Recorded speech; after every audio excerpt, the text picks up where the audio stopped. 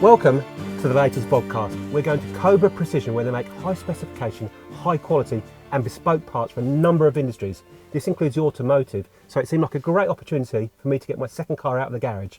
So let's go.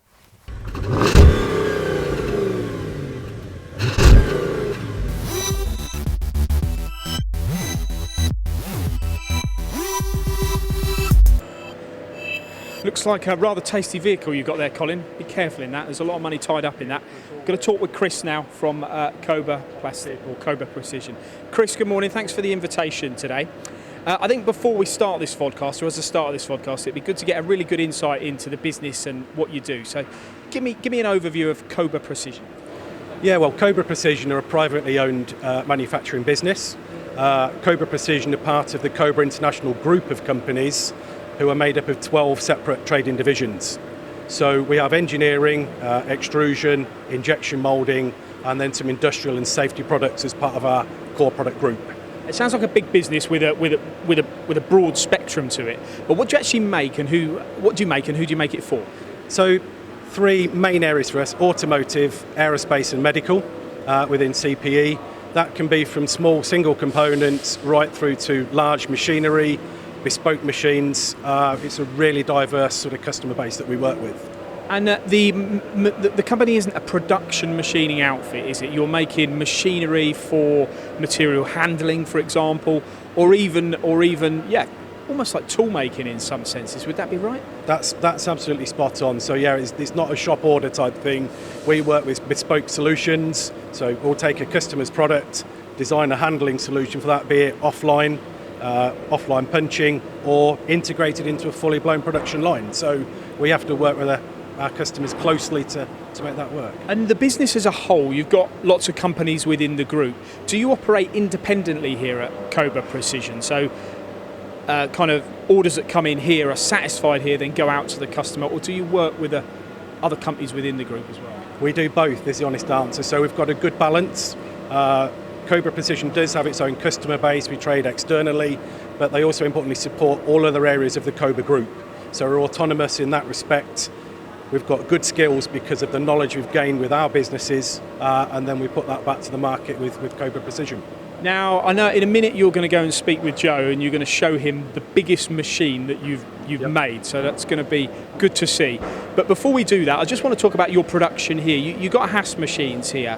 What's the reason for the purchase of those machines on the turning and the milling side? It's to standardise the product, actually. So Haas, not just here in the UK, we have the same machines in Slovakia, the same machines in Russia. They're known from a maintenance perspective. We can interchange products within our group. That was the main reason. Then we've built on that, obviously, with the Haas. We've got the war erosion machines, hole start machines to complement what we do here in Precision. And as a precision company, if you're going challenging head to head with another precision manufacturer, what makes you guys a bit different? We don't just do engineered components. So a core element is the value-added element of what we do. We've got 32 engineers on site. We do design, so we've got CAD packages. We can work with our customers and reverse engineer components, so we do design work, we engineer components, we do assemblies, so it's not just making the components, assemblies, right through to big machines and processing equipment, so we've got a broad product offering. And what's your role here then, Chris? Well, my role is commercial, so I'm responsible for the sales teams that cover not only Cobra Precision, but injection moulding and extrusion. So that's my remit within the business. So if I came to this business and I needed a machine made to move, I don't know, from a food plant, some equipment from one side of the factory to the other, with certain parameters involved, that's right up your street. Absolutely. So yeah, I would bring that in, but it's important. It's a team ethic here. We've got a good skill set from design, machine building. It's a team effort, and that's where we're really strong. We try and develop these relationships with our customers to build that strength. And you believe heavily in kind of like the future-proof in your business with software as well as the machine tools, don't you? Tell me about a recent purchase that you've made. Yeah, so we've invested in ANSYS software, which is an FEA tool. So it's a design tool which allows you to prove out the functionality, stress analysis of components before you machine them. So we're 95% of the way there to correct before we machine the product. And it's a great tool for us. Have you ever heard of Factory 2050? Factory 2050. No, it's a new one on me. Okay, well, you're going to watch this because we're going to go over to Mark, who's at the AMRC at the Factory 2050 event. Guys, obviously I'm not with you at the vodcast today, just purely because the more intelligent part of our team, i.e. me and Will, have been invited to the AMRC in Sheffield, but to the Factory 2050. Now, Will, Factory 2050, smart factories, and also Industry 4, do they mean all the same thing? Well, Mark, I think more or less. They are marketing terms. Industry 4 was devised by Germany to sell a suite of technologies to companies that manufacture and to the world. But yes, smart factories, digital factories, this technology, some of it's been around for a long time. But what I've learned today is that in recent, I think, months, but certainly the last couple of years, there's been a convergence of some of this very important technology that captures data and measures things to the nth degree that have been brought together by companies such as IBM and Autodesk and Rolls-Royce and Airbus in a way that hitherto hasn't really happened, to enable companies, and not just the big companies, but the smaller players too, to get more value from what they're doing, to understand more about what they're making and to find savings and to find ways of reducing their manufacturing time and perhaps toolware, for example. I mean, this obviously leads us into something that we're working together. Our Industry 4 documentaries, we've got 5 on different topics. This is really going to help today, isn't it? Yeah, the programme has been excellent. I mean, credit to the AMRC with Boeing and the University of Sheffield who run this event. It's here at the Factory 2050 building, which I think was only opened about 6 months ago. It's an exquisite state-of-the-art facility and really showcases what the future of manufacturing it will be, and as it says on the tin. But you know, coming here, you get a sense of what's coming. And as a guy from Airbus who's in production said, we can't wait for Factory 2050, the year 2050.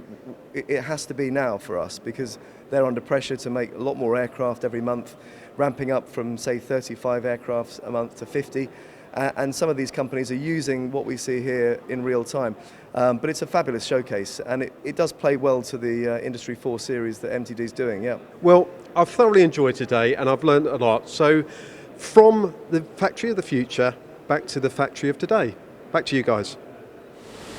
Thanks for that, Mark. The MRC doing great things there in Yorkshire. So, like Paul rightly said, Chris, this is the biggest machine you've ever made here. Why did you make it? Well, this particular bit of kit has actually replaced an offline pressing system. So we're employing 4 people with a very manual process, very labour intensive and time consuming. So we have the remit to design a specific inline piece of equipment to replace the offline works, hence why we've designed this particular product. Okay, and how about the quality of the component that comes off, because you haven't got the human element anymore? No, exactly right. So the component in itself is a rigid and a flexible component, so the handling itself had to be carefully controlled. So the remit with the machine was to not have any ripples in the part, to hold the part firmly and then punch the features which we needed into that product. So eliminate human error, get the output speed up and get a better quality component. And it's an interesting dynamic, isn't it? This machine was actually made in-group for yourselves, not for an external resource. No, that's right. So the whole element of this, so the design was done on CAD. We used SolidWorks to generate the layout of the machine. So that was the first phase. All of the componentry then was machined in Cobra Precision. Our team of engineers assembled the machine, and then the machine was brought into the production line and then tuned with the electronics and the systems by the production team.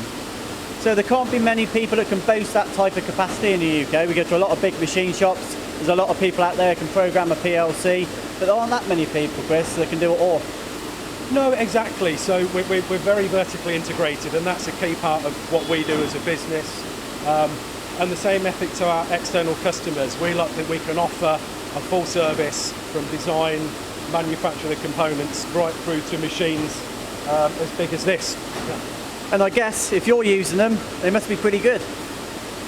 They are. They're good machines. We've got a very good skill base within our engineering company, and yeah, we're really pleased with the outcome of this.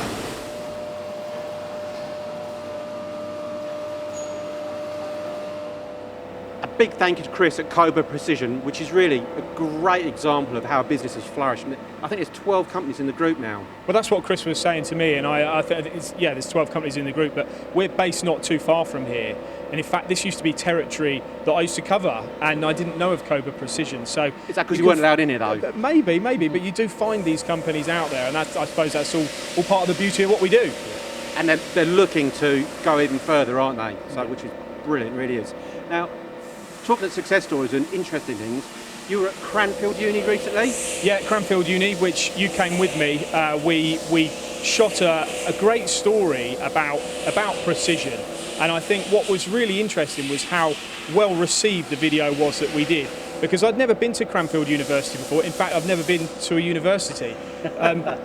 But Cranfield actually make precision machine tools. Well, ultra precision. Ultra precision machine tools. So therefore, if a manufacturer is looking to produce a part that cannot be made on a traditional machine tool, they'll go to ultra precision at Cranfield University and get them to design and develop a machine in order to make that componentry. Video was watched 500 times in a day. In the first day? A lot of it was more about the tolerances that they were achieving, what they are making machines and what they can machine to nanos. Yeah, nanos, not just microns, nanos. And one of the components, they're actually redefining the Kelvin, which physics-wise and things like that is absolutely amazing. Again, you need to go to university to know more about that. But yeah. Degrees Kelvin. Yeah. Oh look, there you go. That surprised us all. Joe knew that. Over to you. Talking about success stories, Maztec and their Mazak installation. Get that right?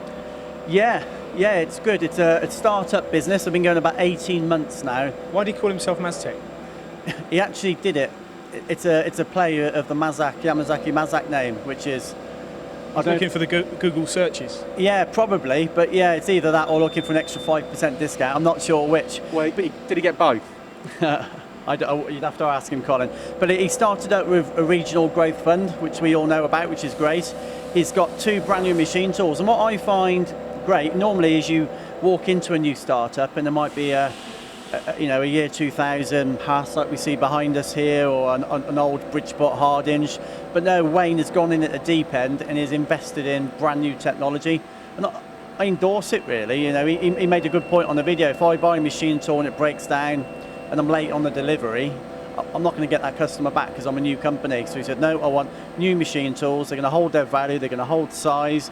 And yeah, just a great endorsement of the Mazak brand. Yeah. And having met Wayne, very, knows his stuff, really does. Yeah, like I don't know how old he is, but he's certainly younger than me. But he's a very good programmer, and it's going places. He's looking to buy his 3rd machine tool any day now. Yeah. I think real startup, a real success story. Now, I don't want you to get on your bike, but that leads me nicely into one of the videos we did. Down in London, Brompton Bicycles. They've just moved to a new factory, so we were invited to go in and have a look at the new factory.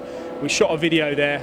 Mark actually was a big part of that video, along with Will Sterling. We spoke to Will Butler-Adams about them moving to the new facility. Should they do it? Should they move outside of London because of the cost of actually building a place in London? But actually, I think he alluded to. But the thing is, a Brompton bike is all about London, and when you go on the tube and when you go on the train, I was in London, in fact, a week or so later, and every sort of turn I made, there's a Brompton bike. But the story, it's a great story, and Mark actually had a go, and he actually made this fold-up bike in less than 15 seconds, which, for a first-timer, he's no good on bikes. So, he's good at riding them, but not building them. Fair enough. So you say about Mark building a bike. I don't think that's what got the views up, but there was over 1,000 views of that video on the first day, I understand. It was tremendous. It really was exciting. Every time you'd look on YouTube, there was another 10, 20, 30 views. Retention time was over sort of 7 minutes per watch as well. Fantastic. Absolutely brilliant. Now, moving on your bike even, Joe, KUKA Robotics, new customer?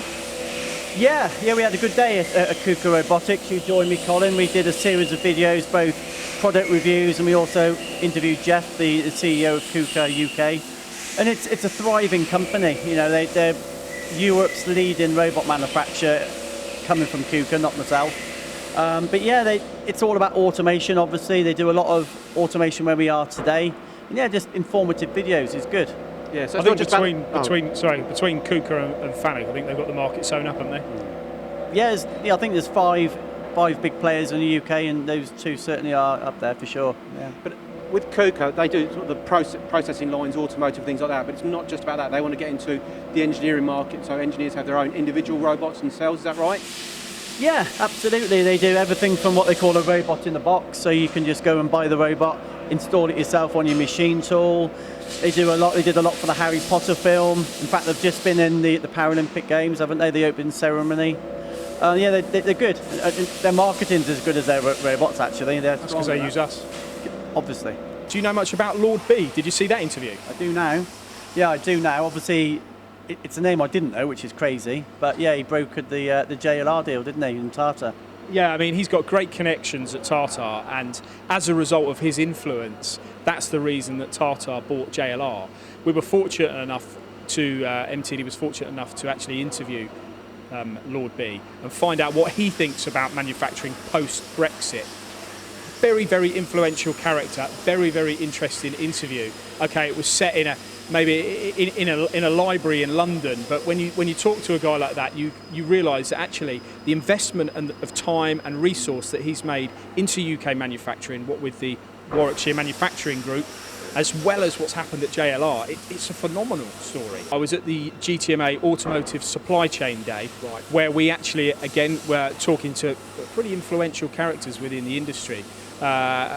Mike from JLR, we talked to him about the supply chain, how as a machining company you get into the supply chain at JLR. You know, it was very interesting how well attended the event was. Over 100 delegates came, and they were from machining companies all around the West Midlands. And they were there because they want to be in that supply chain. You know, they want to be. I bet they do. Yeah, I bet they do. If you're a machining company, you want to work for JLR. And we asked him what you have to do to become, to get onto the supply chain. Very interesting interview, because we also spoke to David Atkinson from Lloyd's Banking Group as well about the investment they're making. Yeah, what's his opinion of that side of things? His opinion of the industry at the moment is that following post-Brexit, business goes on. They're committed to investing $1 billion in manufacturing every year currently, and they have been achieving that over recent years. They've also just moved into, I've got a new training facility which is in Coventry next to the MTC, where they're committed to investing in youth and training. So when you go to these events and you talk to these people and you hear actually these people, we're in a pretty good position in the UK at the moment. It's interesting though, you said about finance. We're actually speaking with Carl Creamer from Close Brothers Asset Finance, and he said, you know, post-Brexit, the doors are open, engineers are really busy, and they're doing a lot of funding as well, which is really great. And one thing we haven't mentioned is golf, how good I was at golf. You were dreadful at golf, but yeah. Oh, no, that's not fair. It wasn't that good.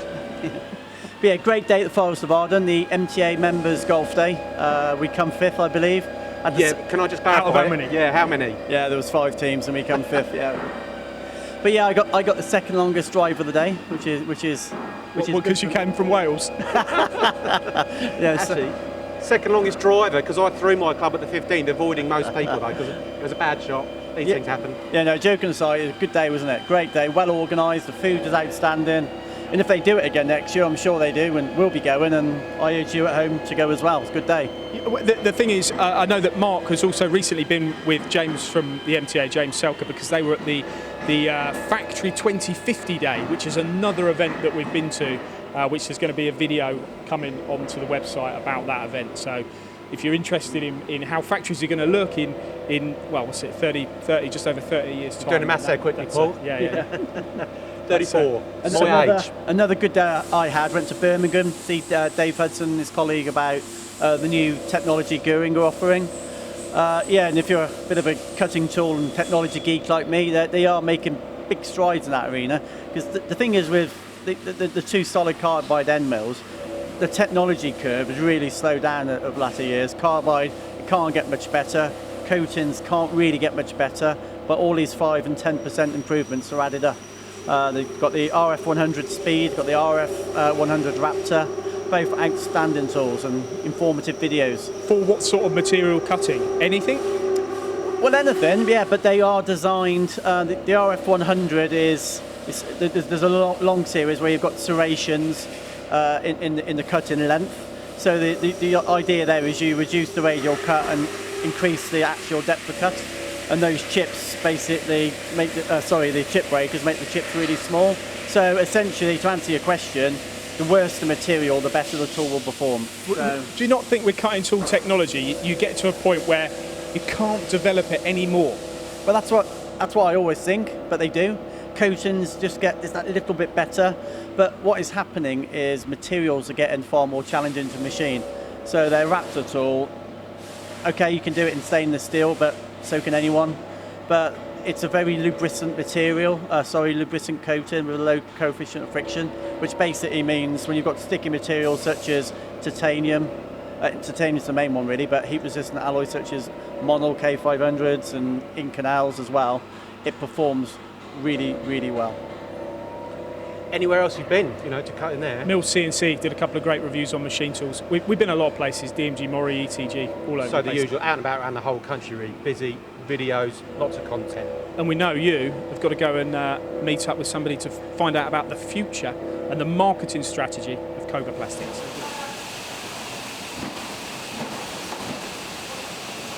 So Tim, a great example of the work you do here, not only here, but also you can see some stuff in the background. But where are you going in terms of marketing and also, moving forward in the business?